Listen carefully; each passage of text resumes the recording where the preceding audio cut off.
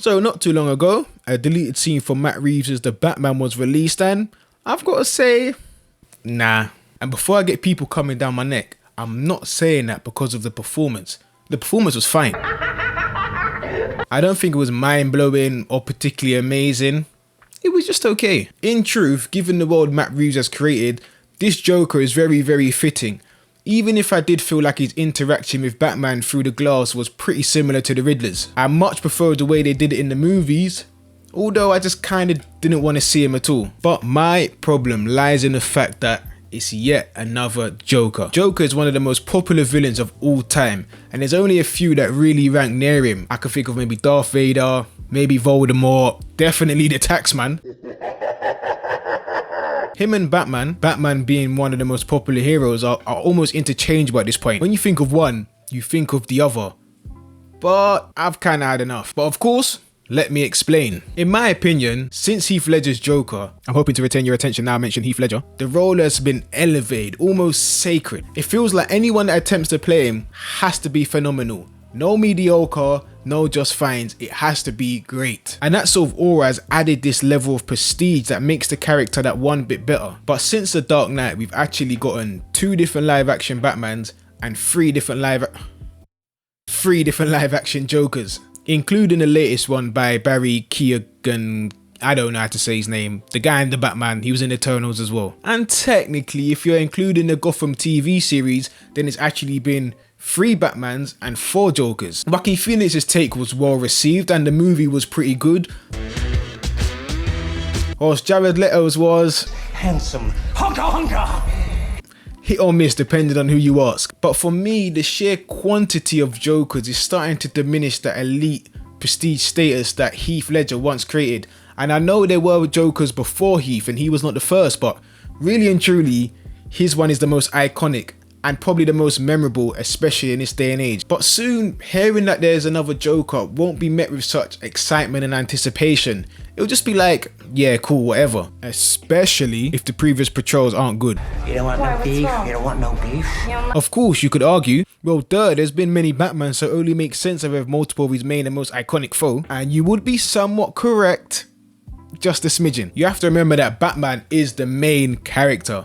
Joker is an extension of him. His appeal pretty much comes from his interactions with Batman, and there lies the crucial point in why I don't want to see another Joker. Batman is a multi-decade character with a seriously extensive and interesting rogues gallery. He has many more villains to come up against, some we've seen already, and some that haven't really had much shine. There is Mr. Freeze, who I think could be quite interesting, especially because his motives are not really about revenge, power, money. Hush, who they reference in the new Batman movie. Killer Croc, Clayface, Hugo Strange, The Court of Owls, my personal favourite, Scarecrow.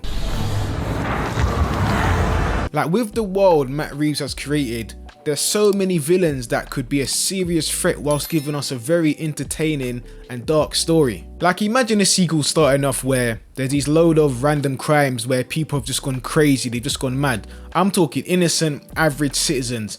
They've just tried to kill each other, beating up each other.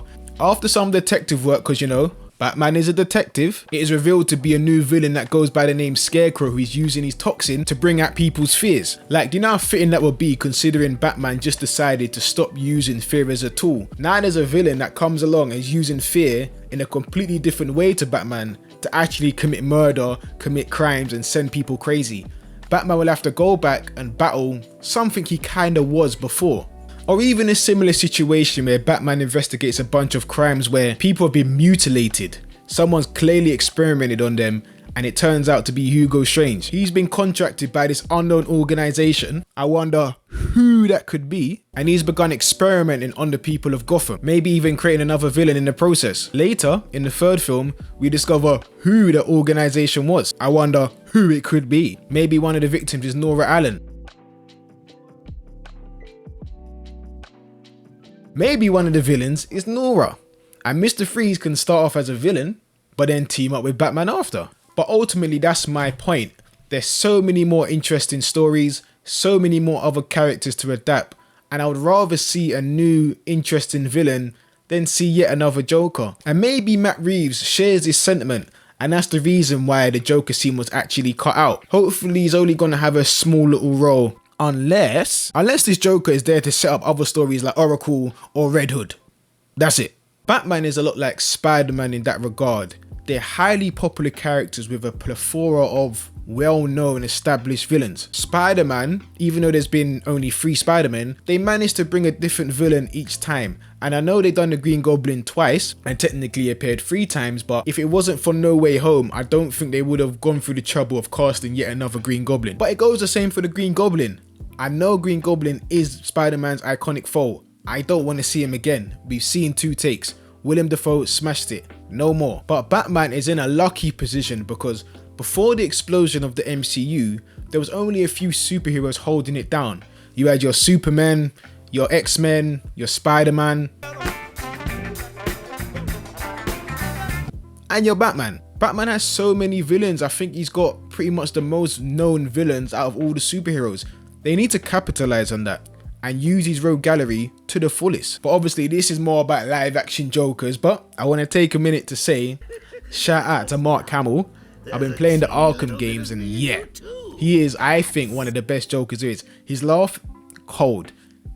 If we see another Joker and it's like Mark Hamill's, I might not be saying this. But yeah, tell me what you lot think. You lot think I'm chatting pop? You lot think I've got a point? What's your opinion on it? Let me know in the comments. I'll be down there replying as per usual. It's been your boy Sly, and we out.